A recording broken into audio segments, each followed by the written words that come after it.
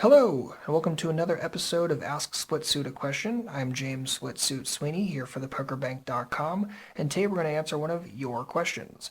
So today's question comes from Vlad V, and Vlad asks, what are your thoughts about a GTO approach versus a hand reading approach?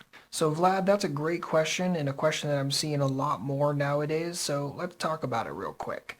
So a lot of players don't fully understand what the GTO approach is. So GTO is just game theory optimal, and I think the easiest way to explain GTO if you really don't fully understand it is in a game of chicken. So you have two cars driving at each other, and the one that swerves loses.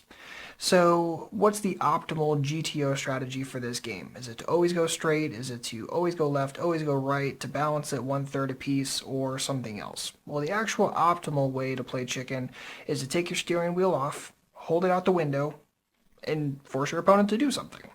Because then you can't do anything that gets exploited. Your opponent has to do something, and chances are you're going to win because he knows he can't go straight because you guys are going to crash and you're both going to die.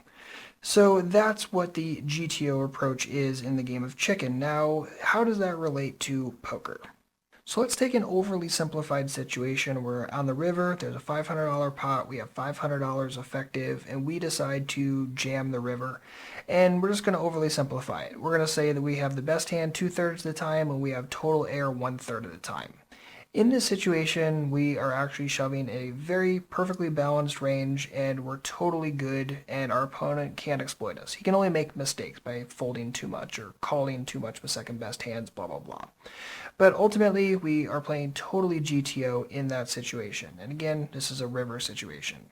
Well, let's just say for a moment that our opponent is actually a total fish and he's always going to call the river and always going to call with a second best hand.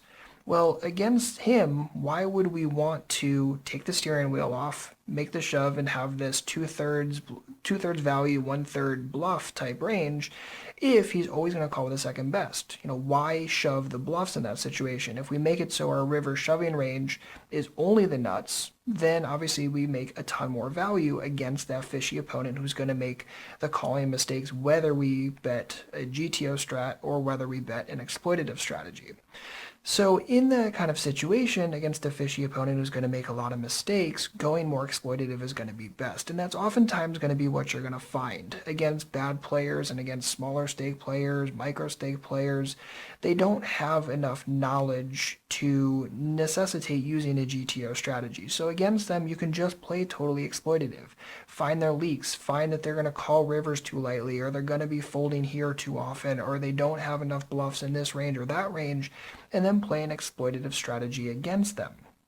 Too many players try to learn a GTO strategy and apply them against the wrong opponents, and in doing so get themselves destroyed.